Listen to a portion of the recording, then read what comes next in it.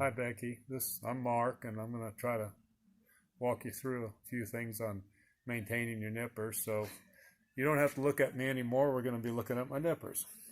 So right off the bat, when I spoke to you about setting your stops, I'm going to turn this light on, which will be kind of glary on the camera. But when your nippers are put all the way together, and you see light in between your cutting edges, which can you bring that in the best you can? Put it down towards the paper. No, I can't. I gotta stay behind to watch the light here. But anyway, as you look, when your nippers are full closed, you should not see any light between your cutting edges. Okay, and what we're gonna do is, the way to remedy that is, okay. And I've never made a video before, so you're just going to have to bear with me. These are your stops. This is what, when you close your nippers, this is what basically keeps that gap or lets it come together. And as your nippers wear, these teeth will wear back, and you will end up with a gap. So as they wear, what we want to do is we want to file these stops. Doing it by hand, not in a vise. If you have a vise, it's great, and I'll show you both ways. Doing it by hand, I think I would choose one stop to file, because one's going to be factory and it's going to be good and flat. When you do this by hand, you're probably not going to get it filed across there perfectly straight. So what we're going to do is we're just going to try to hold that true to that surface that's there, and file a little bit. And if you do this on a regular basis before you get much of a gap, it's not nearly as tedious. And then we'll file and we look, and you can, and I don't know that you can see, but we still have a gap there. And then so I'll go back, and this will take some time, and it'll take a little practice. You can't really hurt anything too much here. Just like your rasp only cuts in one direction, so does a file. So your cut is on the forward motion. You'll see a lot of people do this. All they're doing is dulling their file. Forward motion.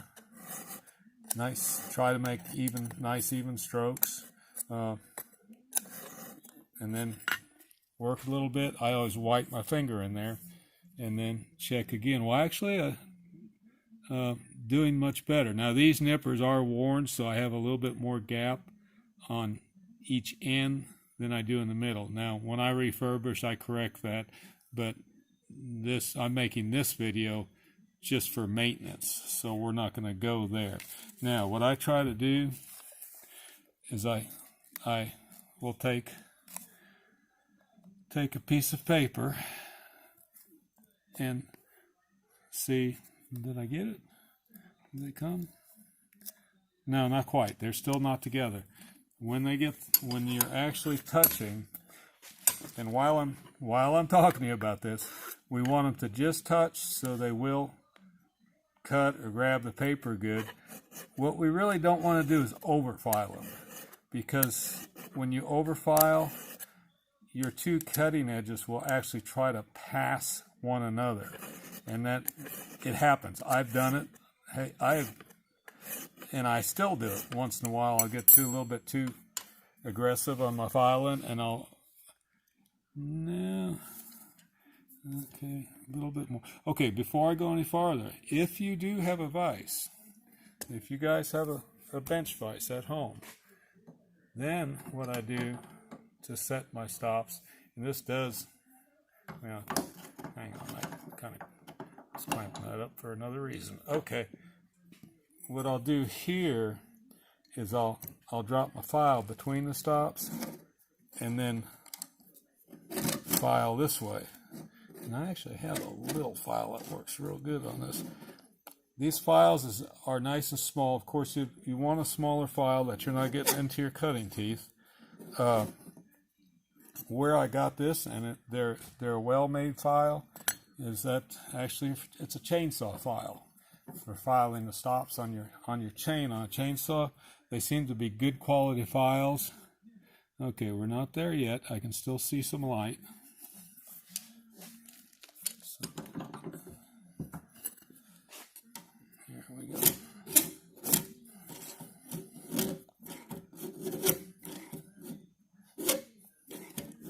And this is one of those things that takes, but what I like doing about a device is I'm filing both stops at the same time, and I'm keeping my stops parallel to each other. So when they come to full close, I'm stopping on a parallel surface, which in my mind is a little bit better, but there's nothing wrong with doing one at a time.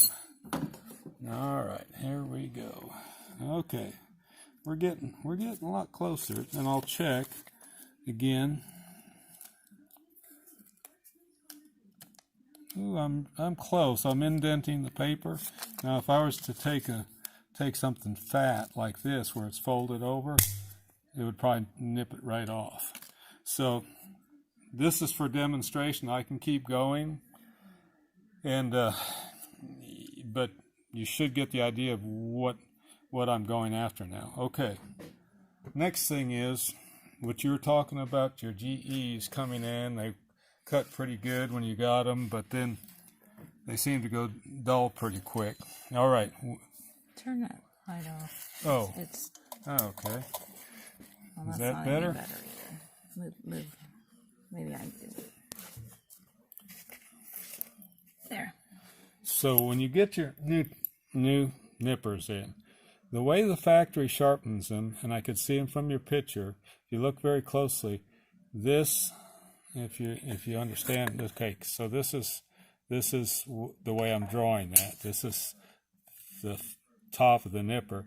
They put a bit of a bevel right there, and I don't sharpen it. When I redo nippers, refurbish them, I actually using a a belt sander, I take that surface down and remove that bevel almost completely. Because if you think about it, when you're trying to push through a hoof, you're actually pushing on double angle. So that creates a lot of force on your hands. Once you take that bevel back down to almost nothing, it's cutting more like your hoof knife. It's just beveled on one side and flat on the other.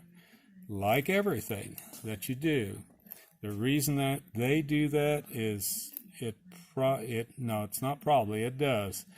You get more durability out of that edge because it's a more blunt edge. The sacrifice is you have a nipper that's harder to cut with. I do mine. I take the bevel off, and I've done many nippers for many different people, and nobody complains. Everybody says, "Oh, they cut so much easier." So that's where we're going to go. Okay, my picture over here to the left. Even when I resharpen them, and they've been used, and once your teeth wear, and you follow your stops, and your teeth wear, and you follow your stops, what happens, let's see if I can prop this up. What happens, I'm going to hold this the same direction. What happens is this surface, as you keep adjusting this and it comes closer together, it's no longer flat across here. It becomes beveled because you're closing it in, and that if you're trying to shave with your nippers or you're trying to get in close, that tends to hold you off the hoof, especially in the frog area if you use them to trim frogs. So both things, whether I'm redoing a worn pair or I'm actually doing a pair like yours, which would be relatively new, I'm going to resurface this surface and get rid of that bevel. Now, these you'll see don't have any kind of bevel on them because they're my old nippers and they've been sharpened that way. But I'm going to attempt to show you how to do that. And you said your husband, hang on for a second here. you said your husband had belt sander. Now I use a floor model belt sander, so this is a bit of a do it to get by. So here we go. Hopefully that won't hurt anything. And again, this is for demonstration, so I'm really not going to do much here, but set it up this way in a vise, and I'll turn it on, and I'm going to try to show you what I'm doing here.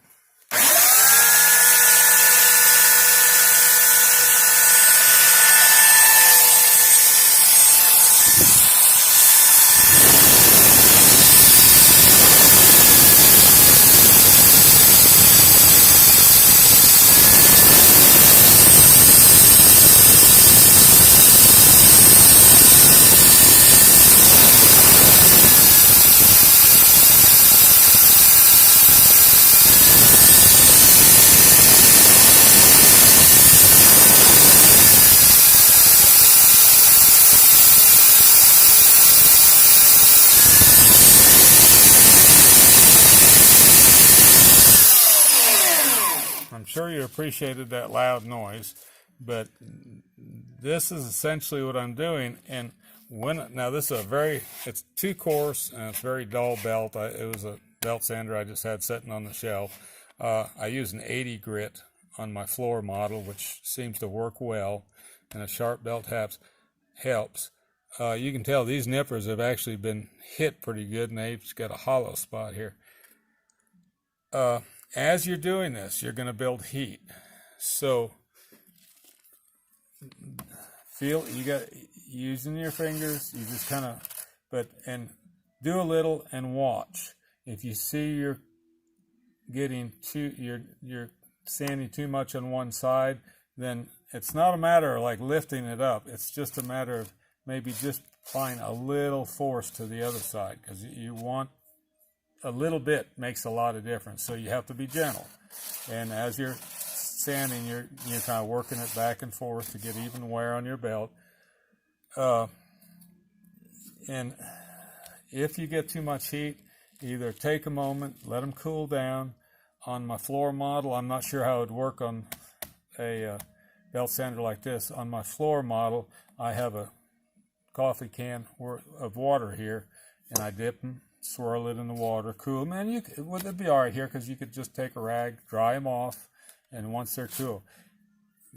These are hardened.